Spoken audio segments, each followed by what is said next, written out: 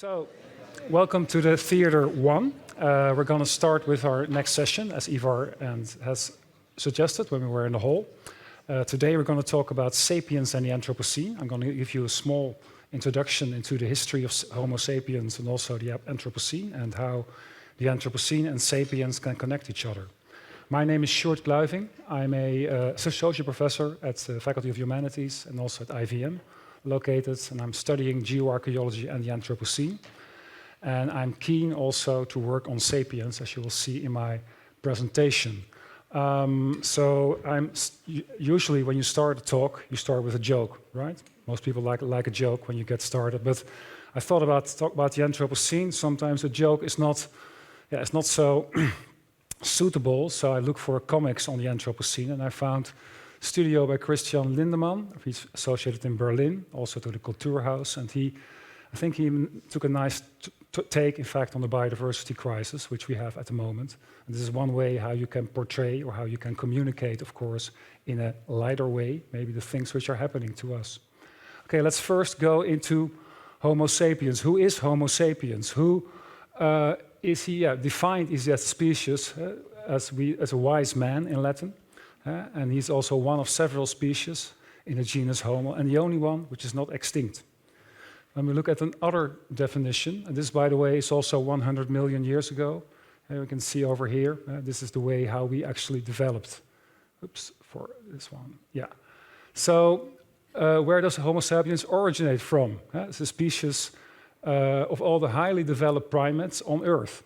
That's interesting. When you stand for the highly developed primates, these are also all these animals which we are now below us, in fact. We actually are a species which is derived from all the way from Eukarya and Animalia up to what we are now. So we are the Homo species derived from all these sorts. And as you can see also, we have some cousins and neighbors. You may have heard about the Neanderthals. Who has heard about Neanderthals? Most of you have. Who has heard about the Denisovans? Few, relatively few. So we do have some neighbors. They have been interbreeding also. Even in the last 100,000 years, there's evidence that Neanderthals and Denisovans also interbred with Homo sapiens. So how pure is Homo sapiens? Or can you ask these questions about Homo sapiens? When it's about the research about where we come from, there's two hypotheses. There's the once out of Africa hypothesis and the double out of Africa. And it also shows some relativity also where we as humans come from, but all based on East Africa. Okay, so what's then the problem with Homo sapiens? Are we the enlightening? Are we a sort, in fact, which is an inventor, which is also, as we see here, on top of the chain? Are we the boss? I guess we are, right? This is the Anthropocene.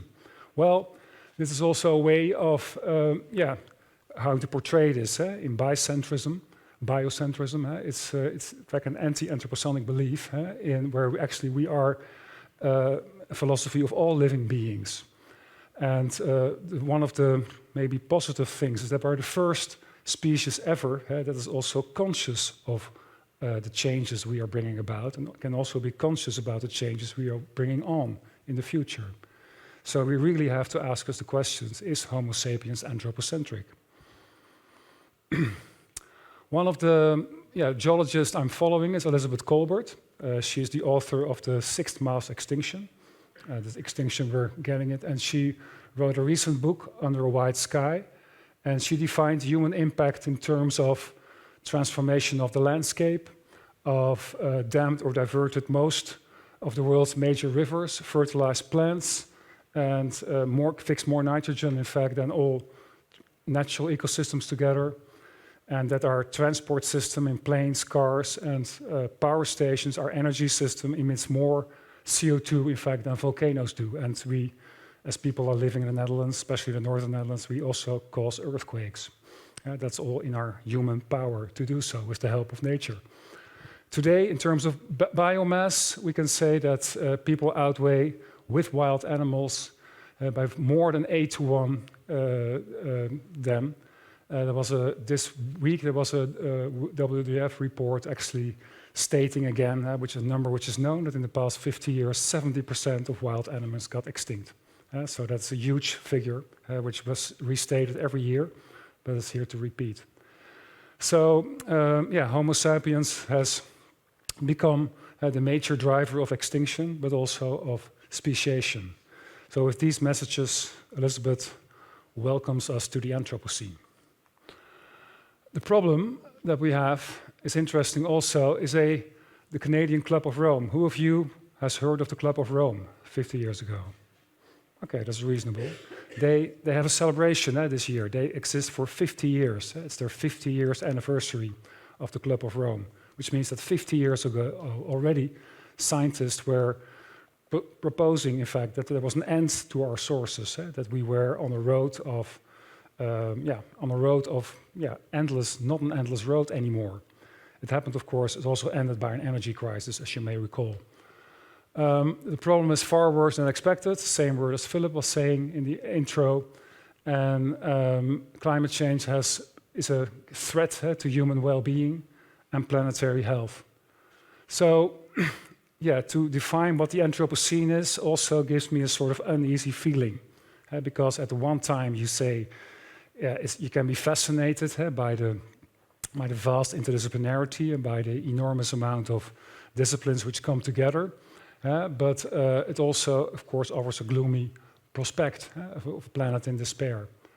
So it concerns many disciplines and planetary systems, and also, if you can see from the literature, many authors, also journalists, scientists, other academics are in fact picking this as book choices. These are the books from my bookshelf, just a selection of them, because most of us e-books, by the way.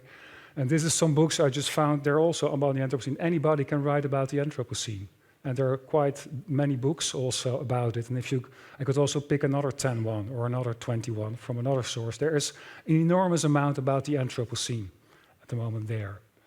So what is the Anthropocene? It's us, it's our society as we are here.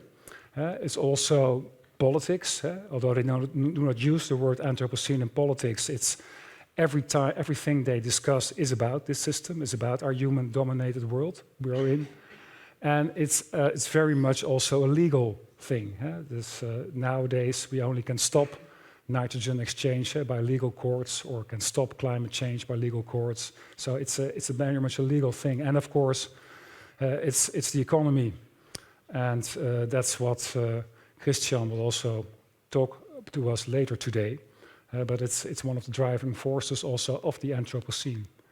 So in the discussion on the Anthropocene, there's also a discussion on when does it start. There is 11,000, there's the domestication of agricultural revolution in deep history, there's the European expansion, industrial revolution, there's the great acceleration, and then there's where we are now, with the question mark.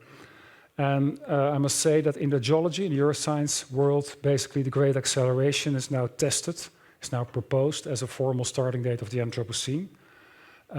There is a working group in the Stratigraphic Commission of the global geological community, and they've received several proposals.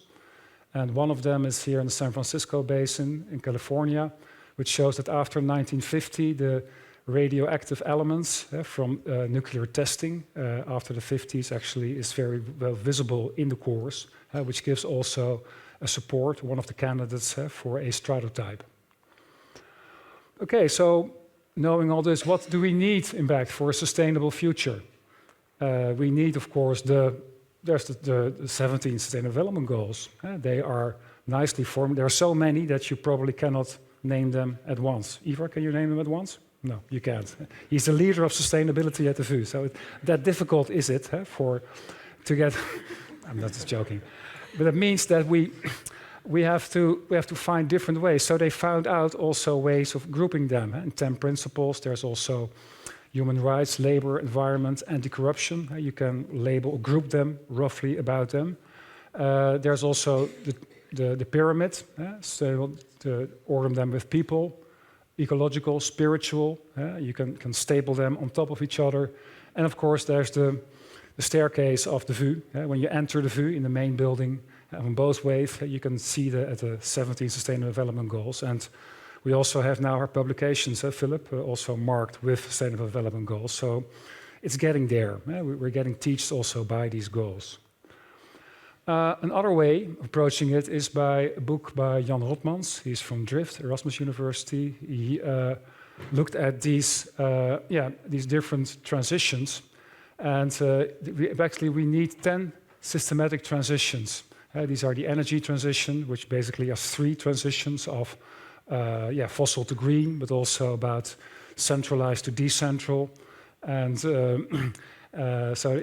also from different materials. So the raw materials transition is part of it. The circular transition is part of it. Basically, these first 3 transitions are grouped in advice by the SER, the SER in the Netherlands, and the Dutch government as to be handled together. They have policy documents now which you cannot do an energy transition without a raw materials transition. And you do need circularity also to get this transition at work. There's the agricultural food transition, about not using the soil as an expense, but just enrich the soil with more agriculture, more sustainable agricultural practices. A spatial transition is needed because we need redefine, in fact, space between nature, urban systems, but also agriculture. Agriculture has to be much smaller in the future, but then much more producing for a healthy society. Then, of course, these are the soft transitions, the financial, the educational transition, the healthcare transition, the social transitions. These are all specified transitions in our system, which in financial is not financial for its as a mean in itself, becomes a means for society. And also the healthcare transition is a transition from a market-based economy-style health market into a more market for society. In the social transition, we also go from different phases throughout history, and we all need our path through these transitions. The democratic transition at the end is also called the mother of all transitions by Jan Rotmans, because it actually is within our system. It is in our political system, and we may have to change the constitution even, because his vision also of a political system in the future it's actually leaving out a national scale. He says there's local, there's regional, there's international, and we may not be using, in fact, this national scale, because for our circular transitions we need local and regional transports, and we need some policy making, in fact, on the international scale. Okay, so then sapiens, what is needed for a sustainable future? We heard that sapiens, what is needed. It was a museum. It will have a debate center, and it's the workspace of the Anthropocene. We will work about eco-design's transformational solutions that build on principles of SDGs, but also of the transitions, and also to go out into the neighborhood. So we also need to contact our local businesses in the Zuidas. It's one of the highest and most expensive places in the Netherlands, but we need to contact all those people around us to say is that, hey, Sapiens is here, and say these are the transitions you can pick from, in fact, in our thing. So our objective is to become the center of sustainability, of transformative power in the Zuidas and beyond. So we also need bottom-up examples, some examples from the Embassy of the North Sea, which I like very much. Actually, I did one of their excursions last year in Oerol. And there's the Ministry of the Future. There's also the Citizen Assembly. These are all examples of bottom-up approaches which come up for societal responsibility. So just to conclude this talk, the Anthropocene is also there, could be there also to reinstate our significance, awareness, and responsibility of us humans working on this planet. And I know there's a lot of discussion about it, but when the Anthropocene is official, we might have seen another sort of awareness of it. So, and of course, are humans a geological superpower? Are we Superman? Can we even revert climate change? Can we live in the 21st century?